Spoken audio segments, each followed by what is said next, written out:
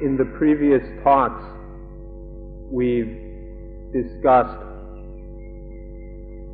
what it means to penetrate to the heart of Buddhism. We've been talking about the heart of Buddhism, and that no matter what form of Buddhism we use or follow, that if we penetrate to the heart of that form of Buddhism, then we will reach the exact same heart of Buddhism. No matter what form we use, if we penetrate to its heart, then we will realize the heart of Buddhism.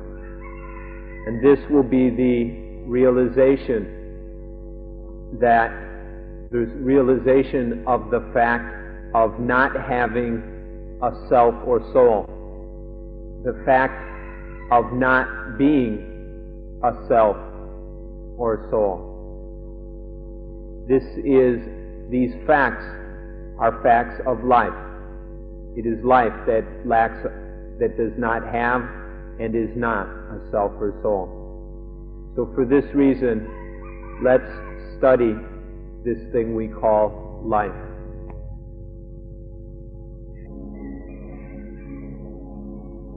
Now, with this thing we call life, we can look at it as two different kinds of life. We can see the type of life that has egoism and the type of life that is lacking in egoism. Commonly, we live from day to day the sort of life that is tied up with egoism. But if we study and examine life carefully, we are able to discover the type of life that is absent or that is lacking and free of egoism. Now, when we endeavor to study life, it's very important that we study life within life itself. It's not really possible to study life from books, in schools, or at university. When we study using books or schools or universities, the most we can accomplish is to study a method or some methodologies for studying life itself. So this is what we can get from books and universities. So we can study in this way and learn about some techniques that are useful in studying life. But then we have to take those techniques and use them in order to study life itself.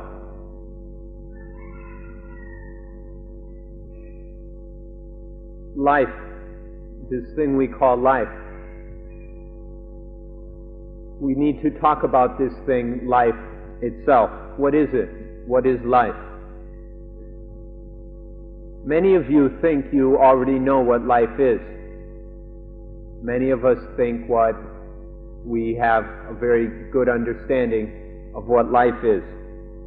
Most children even think that they know what life is. But this understanding is usually quite insufficient. It's a rather small and incomplete knowledge of what life is. For example, in children, they know what life is enough to be afraid of dying. That's as far as they understand life. They know it enough to be afraid of dying. But they don't have a sufficient knowledge where they can escape from all dukkha and be free of all dukkha. So for this reason, children as well as ourselves must study this thing called life on a much deeper and profound level than is commonly done. The typical understanding of life is not enough. It does not free us from dukkha. So we must study this matter much more profoundly. And now we will discuss how to do that. Rather concisely, we can say that life is the thing that we take to be the ego.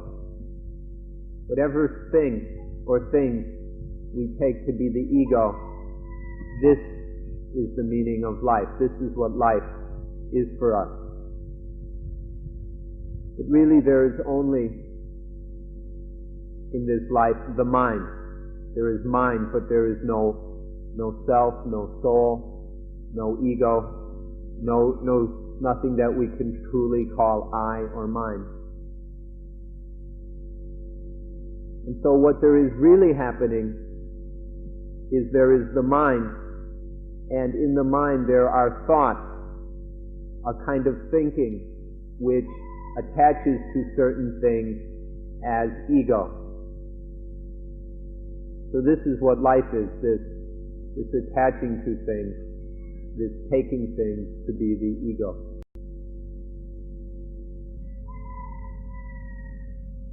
One of the difficulties about this matter is that in all living things, there is a natural instinct which we could call the self-instinct. All living things have a kind of instinctual response where that I exist. This happens naturally. For example, as we mentioned yesterday, when the child accidentally bumps into a chair or carelessly bumps into a chair, and then the ego arises in the child and it kicks the chair in anger by that the process we talked about yesterday. And in this case, we see how how this instinct, this natural instinct of a self, of identifying something as I and fighting for its survival, will condition the concept of an ego. And then we will attach to this. By attaching to an ego, then we end up we find ourselves with enemies as well, as the child made an enemy out of a chair. And so by having an ego, we get enemies. So in this way, this attachment to something as an ego becomes the foundation for dukkha, for unsatisfactoriness and our mental problems. But this is not necessary. It is possible for this life to be unencumbered by any thoughts of ego. Instead, there can just be life with mindfulness and wisdom. Through mindfulness and wisdom, the life will carry on correctly without giving rise to any concepts or feelings of self or ego. And so there is this possibility of life that is not encumbered with dukkha. It's probably not possible to remove this self-instinct or instinct of ego. As we mentioned, in all living things, there naturally arises this knowledge or instinct regarding the self, and this is then used in order for survival of the organism. This is just a naturally arising kind of knowledge. We can't remove it or destroy it, but what we can do is develop this instinct. By developing it along the path of poti, or enlightenment knowledge, this we can keep adding to and building up intuitive wisdom, which then is working together with this instinct and then guiding the instinct in the direction of enlightenment. And then this can continue, this process of following the path of Pothit can develop until there comes a time when there is an awareness, a level of sensitivity and awareness where there is no thought of self, no conception of self. So this instinct that arises naturally in all living organisms, which in Thai we call Sañchātayan, which means a knowledge that arises naturally, spontaneously, without having to be taught. This Sañchātayan of self can be developed into what we can call Pavitayan, which means a knowledge that has been developed through training and practice and experience. So we can't really get rid of this instinct, but we can wisely develop it in the direction of enlightenment. The practice of vipassana, or the experience of vipassana, of direct intuitive insight, is a way of having the self-instinct, the Sañchātayan of ego, to meet up with reality. The self-instinct, through insight, begins to discover reality. And then this realization and awareness of the way things really are has an influence on this instinct. And then the instinct slowly transforms into what we call Pavitayan, or knowledge that has been fully developed, properly developed. Another way of looking at this transformation of the neutral self-instinct, which is just a mechanism for the organism's survival, into the fully developed knowledge. We can also see this as the adding of Pothit, or enlightenment knowledge, just to add more and more enlightenment knowledge into this neutral vessel of this instinct. This instinct is neutral, and by filling it up with enlightenment knowledge, then it transforms into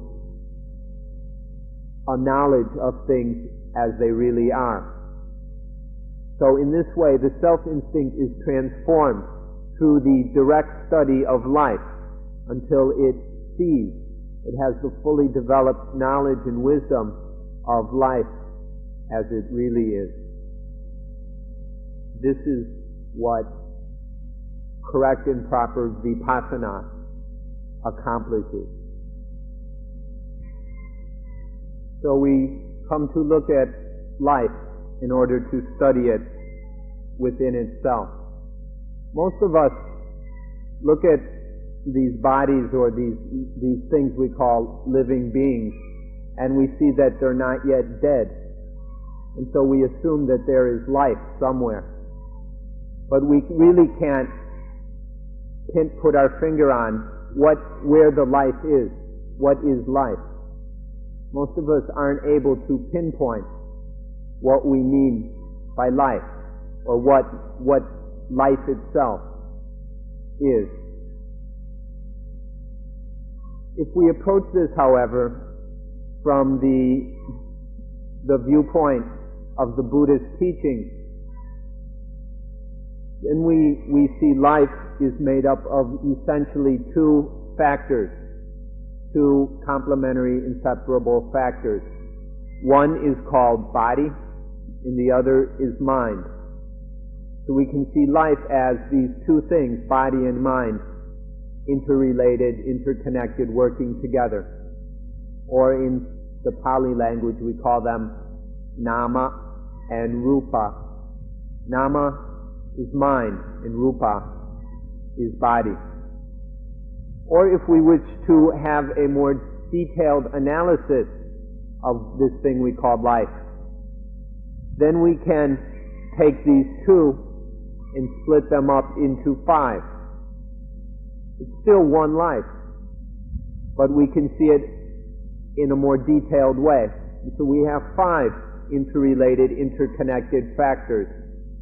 And these 5 things are called the 5 aggregates, or the 5 khanda. Khanda can mean aggregate or group. So we have the 5 aggregates of body. We began with body and mind.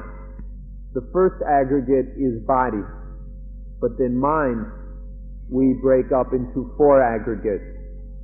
And so there is the aggregate of feeling, the aggregate of discrimination, the aggregate of thinking, and the aggregate of sensory consciousness or sensory awareness. So we have these 4 mental aggregates and the 1 body aggregate, which makes the 5 khanda. This is a somewhat more detailed analysis of what life is. But then if we start to ask, well, where do these 5 khandas come from? How do they arise? Then we will see that these 5 khandas, these aggregates, arise from sense contact. When the eye sees a shape, or the ear hears a sound, or the nose smells an odor, the tongue tastes a taste, the body feels a touch, or the mind thinks a thought. These are the 6 sense spheres. And there are these sensory contacts between sense organ and sense object. And so through these sense experiences, through the eyes, ears, nose, tongue, body, and mind, we have the nutriment or the food which gives rise to the 5 khandas. And so if we want to study life on a profound level, we can see life as these 6 different kinds of sense experience which make up our life. So when we study life, we can study life in a twofold aspect, as body and mind. Or we can study life in a 5-fold way, as the 5 aggregates. Or we can see the 6 avenues of sense experience, of sensory contact, which are the basis for the arising of these 5 aggregates. This is how we can begin to examine these things in order to see what life really is. Now all these things that make up life we can see as being nothing but natural elements. In the Pali language we have the word dhatu. Dhatu means something that when we break something up into its smallest pieces, that smallest possible thing is called a dhatu. And usually we use the word element in English, though in our modern chemistry and physics we have broken up the elements into smaller and smaller pieces. But when we say the element, we mean something which cannot really be broken up any further. And so we can see that life is made up of nothing but elements. Instead of attaching to life as ego, as making this identification with it as I or mine, if we examine it carefully, we will realize that there are nothing but natural elements. There's the body, which is made up of elements, just natural elements. And then there is mind, which has a special name, the consciousness element, vijnana dhatu, the consciousness element.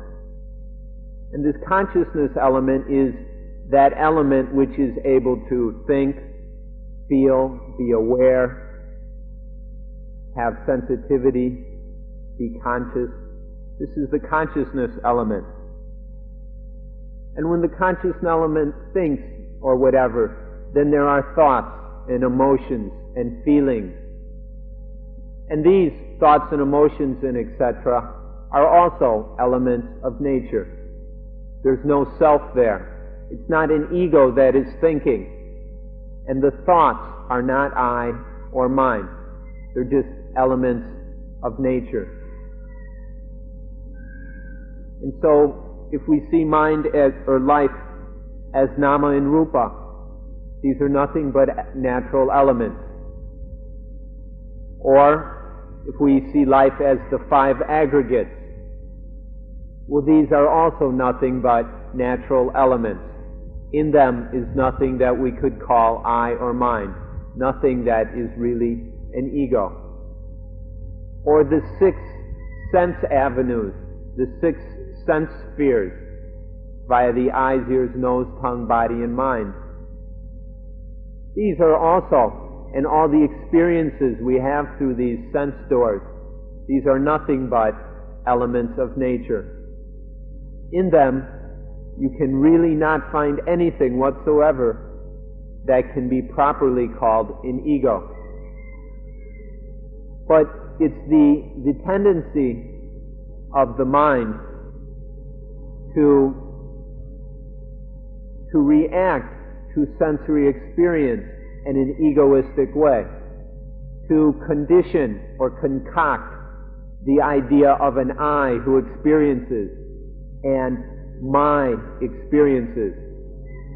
And so by taking these different natural elements of life and attaching to them, then we make life into the ego. We just take these bits of life and make them into an ego. But if this is truly studied in a profound way, then there will be a realization that there's really no ego involved. There's just nothing but natural elements.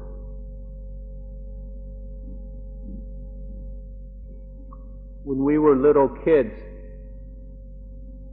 back in the days before quartz watches, if we were in a curious mood and unscrewed the back of a watch, we would see the inside workings and mechanisms of the watch or of a clock. And we would notice a mainspring or something in the different gears within that watch going click, clack, click, clack, click, clack. And most little kids would think that the watch was alive because there's this movement. But then, as the child, or once we grow up, and if we were to look at the same watch, we would realize, oh, there's no real life there. Or especially if we were a watch repairman, then we would absolutely know that there was no life in this watch. The young child was in a state of avijja. Avijja means not knowing. It's a state of ignorance, of lacking knowledge, of the absence of correct knowledge. But the adult has vicca, which is correct knowledge about the situation or thing. And so through this vicca being developed, then avijja is gotten rid of, and then there is a correct understanding of the watch. Or take some savage in the jungle who sees an automobile for the first time. That man from the jungle would probably think that the car was alive, like a buffalo or a cow or horse. But then through further experience dealing with automobiles, maybe even being taught how to be an automobile mechanic, this man or this former savage from the jungle would then realize that no, the automobile isn't a living thing. It's not of the nature of a buffalo or horse. So through the development of vicca, correct knowledge, the state of not knowing, the condition of being ignorant as to the true nature of things is gotten rid of. So this difference between avicca, not knowing, and vicca, knowing correctly, this is the important difference that for which we practice vipassana, for which we work at giving rise to direct intuitive insight. Through vipassana as an experience, there arises and is developed this vicca, correct understanding of life.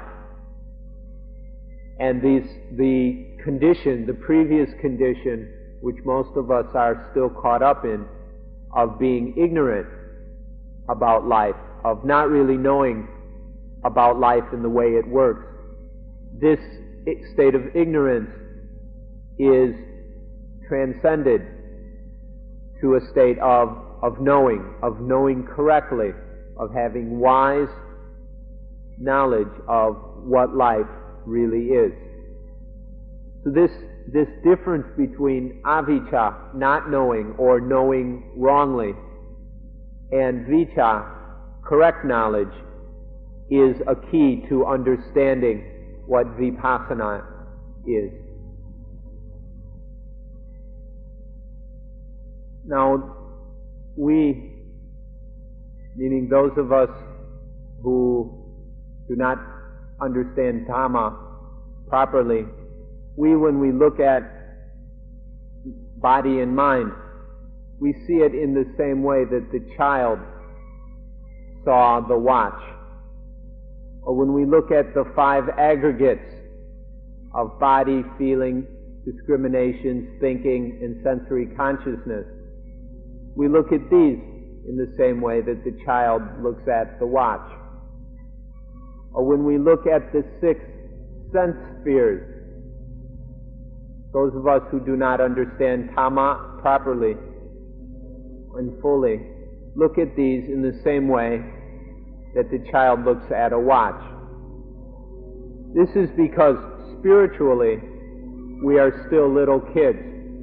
We're still children. And so we're taking the way the child took the watch and turned it into a living thing. We attach to body and mind, or the 5 khandhas, or the sense spheres, as a living thing, as a living entity, as an ego with a soul. This is because of our spiritual immaturity that we make these egoistic identifications towards life. Now, let me warn you to be careful when listening. Be aware of the limitations of language. And we have to use words like we, because this is the way language is. But please don't misunderstand this word we to represent some ego or some soul. All it means is the mind. We is just mind. Minds. And so please don't misunderstand it. When mind understands life properly, then it receives the benefit of a life that is free of dukkha, a life that is calm and free of conflict. When life is seen improperly, because there has not been any vipassana, then life will be attached to as a life, as a living thing, a separate life. And then this will have the inevitable result of dukkha. There's a choice. Is life seen as just life, just natural elements? or is it seen as a living thing, a living entity, the way a child sees a watch as a living thing? Now let's look at the word education or study. When we're children, we still don't know how to read, so we must study books. We must study letters, the alphabet, in books until, after an adequate amount of education, we know how to read books. We are conversant with books. On the spiritual level, it works the same way. At first, we really don't know life. We don't understand it at all. And so we study. We keep studying and studying life until we develop an understanding of life, until we know the things we need to know about life, until we study the aspects of life which are essential. And then through repeated study, the adequate knowledge of these necessary things is developed. So we will consider the process of education a bit further. This word education or study is an English translation of the Thai word siksa. Siksa is derived from the Sanskrit word sicha or the Pali word sikha. Now, siksa has meanings which most people are familiar with in an ordinary way. When we talk about education, most people are talking about books and schools and these kind of things. And so we wonder if this common understanding of education is really appropriate when we come to talking about spiritual matters. We're afraid that if we use the same word, people will misunderstand what needs to be done in the spiritual arena. The difference between the common understanding of education or study and the study that must happen spiritually has some differences. Maybe if we look at the word sikha, the Pali word, a bit, this will help. Sikha is made up of two parts. The first is sa and the second is ika. Sa means oneself, and ika means to see, to look and see. So sa ika or sikha means to look and see within oneself, to look and see by oneself, to look and see for oneself. This is sikha. Now, if you understand sikha or education and study in this way, you may see it as somewhat different than the common kind of education that goes on in our schools, where some authority passes on information and we accept it. That is not sikha, looking and seeing by oneself, looking and seeing in oneself. But for spiritual education, it is absolutely necessary that there is this looking and seeing within oneself, by oneself. This information or this education cannot be done to you by any outside authority. It must happen internally. And so to differentiate, maybe we will use the terms education for the common type of study, and then spiritual education or spiritual study for this true sikha or siksa of looking and seeing within oneself, by oneself.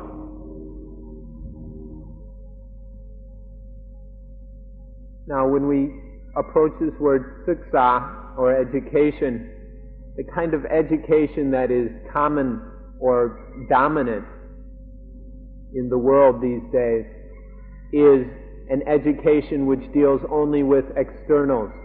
The focus is completely on things outside of oneself. We're always looking around and outside. This is the emphasis and direction of modern education. But the education we're talking about is an education of looking within. Life is within. The ego arises within. All the thoughts and thinking and dukkha, all this happens within. So we need to adjust and redirect our orientation away from external things and focus and direct our study within. We need to correct this misdirection and start looking within. Within this point of seeing within oneself, looking within oneself, of seeing for oneself, by oneself. This is absolutely crucial. Without this, there is no spiritual practice at all. The Buddha used the word santitiko, which means to see by oneself, to see for oneself, and to experience the benefit of something within oneself. Truth, ultimate truth, is santitiko. No one else can tell it to you or give it to you. You can't find it in books or in somebody else's words. Santitiko, the truth, must be found within, by looking within and experiencing it within. All of you have something which you take to be your ego. All of you have something which you think is an ego. And so in this study, we need to study that ego. Look at it, watch it, observe it, until you see it. Look at the ego until you see the truth of the ego. This is what we mean by spiritual study. There are many books available about things in the world. And when books written about physical things are quite simple, it's quite an easy matter to write down in a book facts and details about physical things, about external things. But when it comes to these mental things, questions of the ego, this is something which can't be written down in a book. The experience of the truth of these things cannot be written down. It cannot be expressed in words. All we can do with words in books is record the techniques and methods for seeing, for studying, for looking at the ego. Books and things like that are great for external things. But our problem is internal. And so to work with this internal thing, we can't rely on books or the teachings of someone else. We have to look and see for ourselves. And so the study we're talking about here is a study where we look at the problem itself. We have this problem, and so we study that until we see it ourselves. And that can only be done internally, within ourselves. When it comes to study, we can talk about two types of study. One is study that begins with the effect or result and works back to the cause. I believe this is called induction. And then there is also the kind of study that begins with causes and works through to the results. And this is probably called deduction. What this means is that we start with the result, which is dukkha. There is greed, anger, stupidity, love, hatred, fear, worry, jealousy, possessiveness, sentimentality, longing. All these kind of things are dukkha.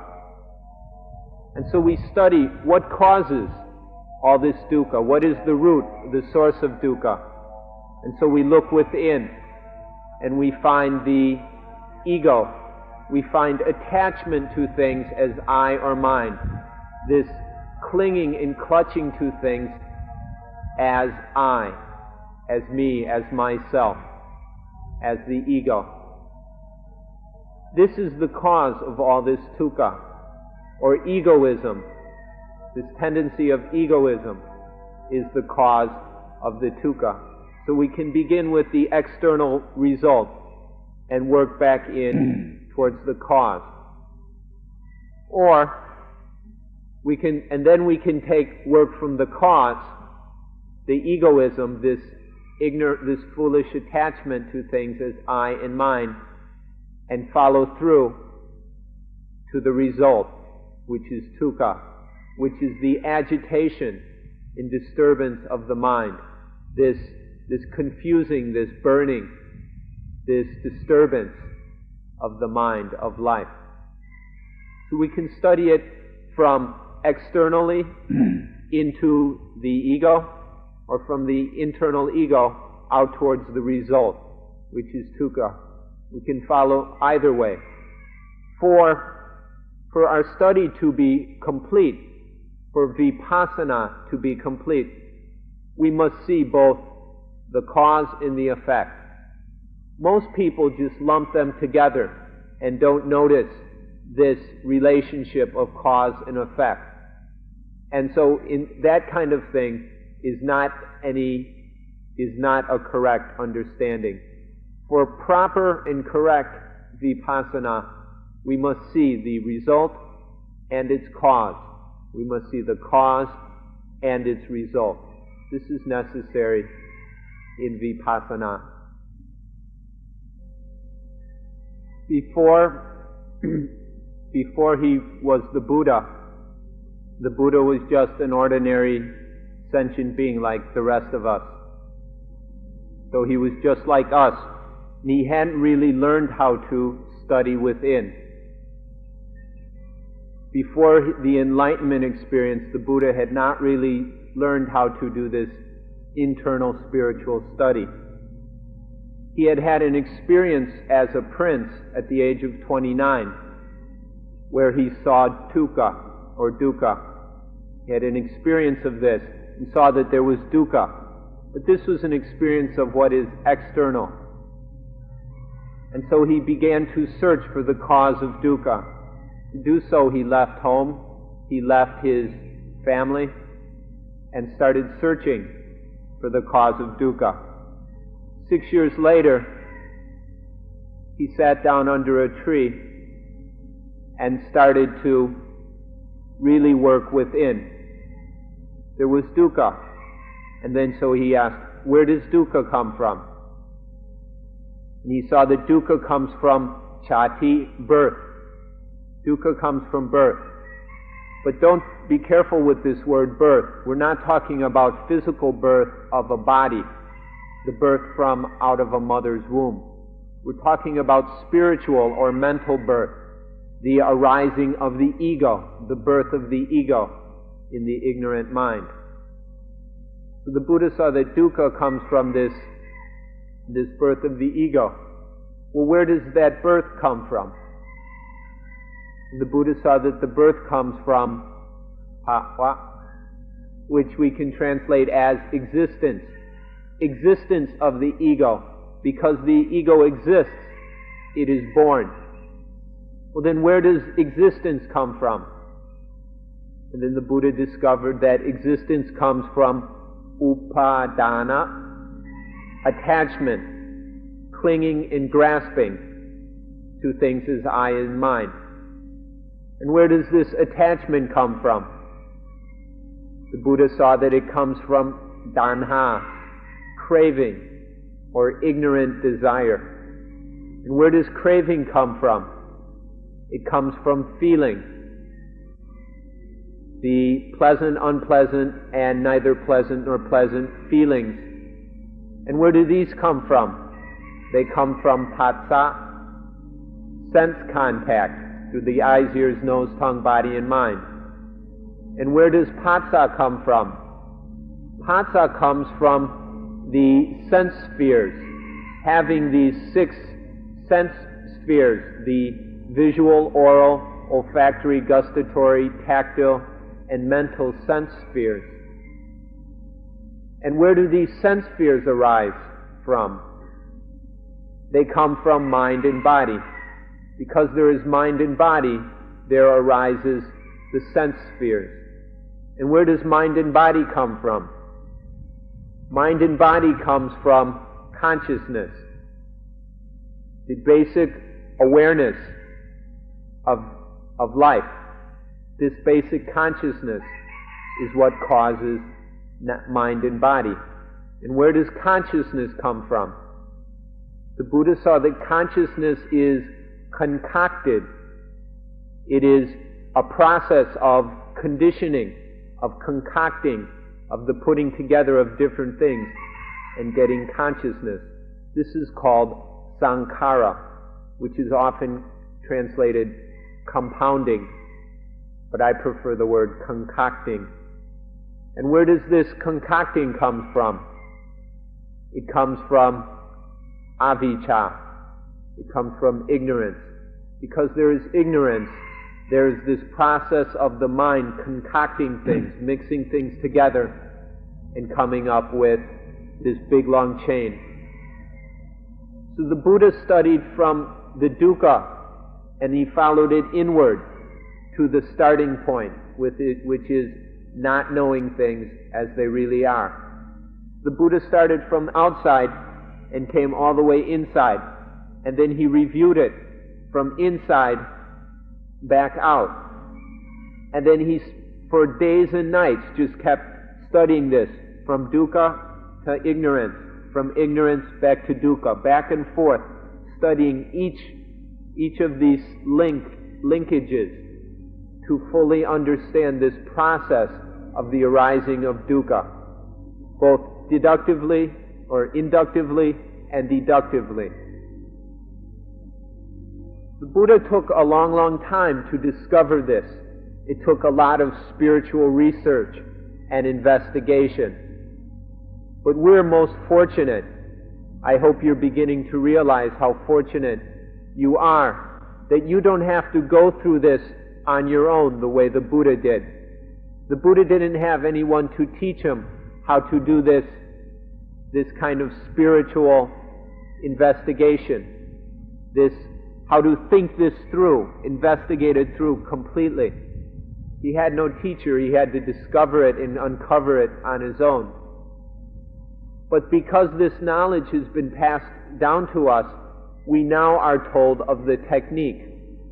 We now have some knowledge about how to go in, how to successively follow the causes of dukkha all the way into the original cause, which is ignorance.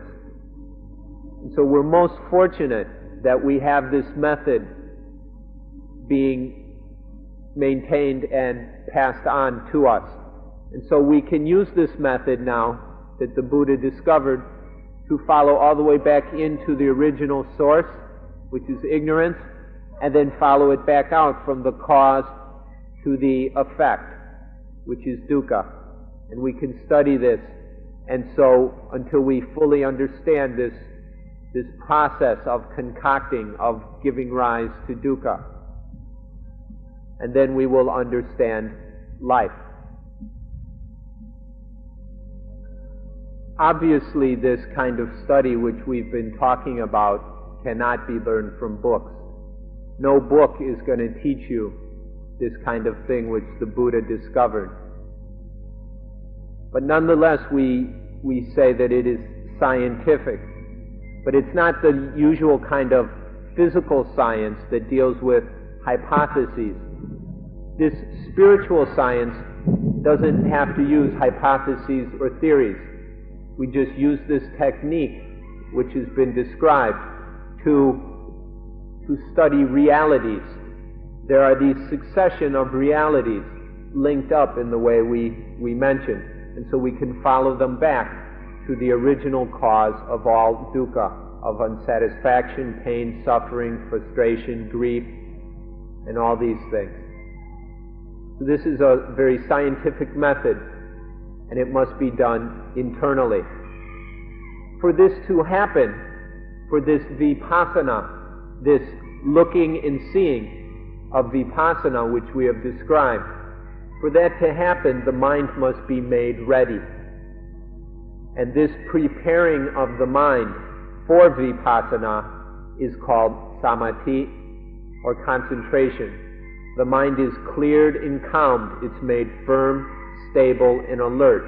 The mind is trained and prepared so that it becomes a very powerful tool that is able to look and see. When the mind is clouded or disturbed or egoistic or wandering or dull, there is no possibility for any vipassana. No clear seeing or direct insight will arise. So there must be the training and preparing of the mind, which we call samadhi. And this samadhi and vipassana both stand upon a foundation of sila. Sila is living our life in a balanced way, where we aren't living selfishly, where we're not merely following our desires, living according to our own pleasures and prejudices, likes and dislikes.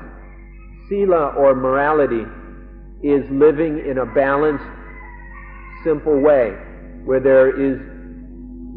we're not trying to make conflicts, we're not getting into competitions with other beings. When there is sila, when there is true sila, a level of living, of speaking, of earning one's living, of maintaining life, that is calm and simple and not selfish, then it is easy to develop samadhi.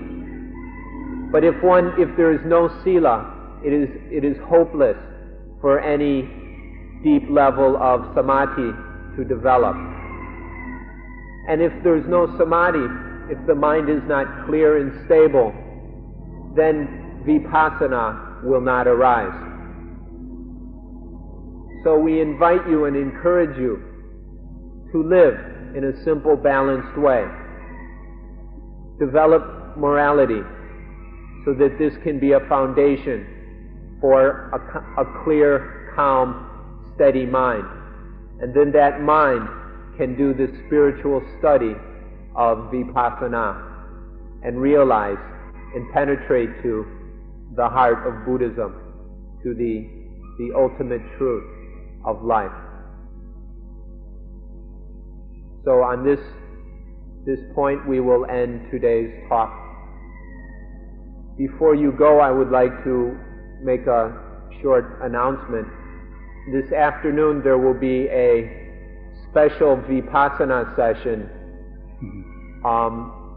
involving the burning of a corpse or a funeral. Everyone is invited. Please carry on with we don't know exactly when this will happen, just sometime early in the afternoon.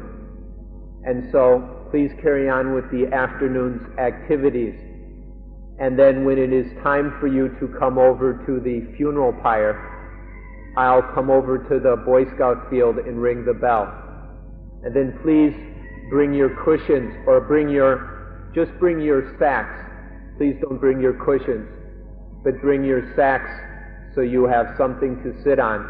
And then come over to the funeral area. And then there will be 2 short talks, very, very short, and then the burning of the corpse.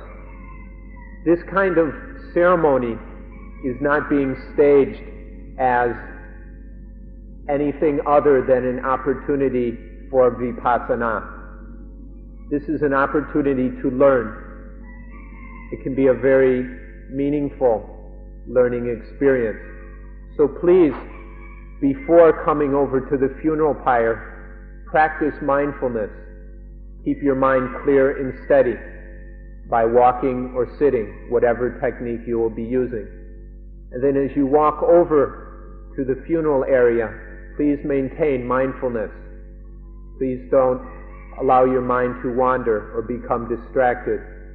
And then if you attend this ceremony mindfully with a clear, steady mind, then it is an excellent opportunity for some genuine vipassana to arise, for some clear, intuitive seeing into the nature of reality.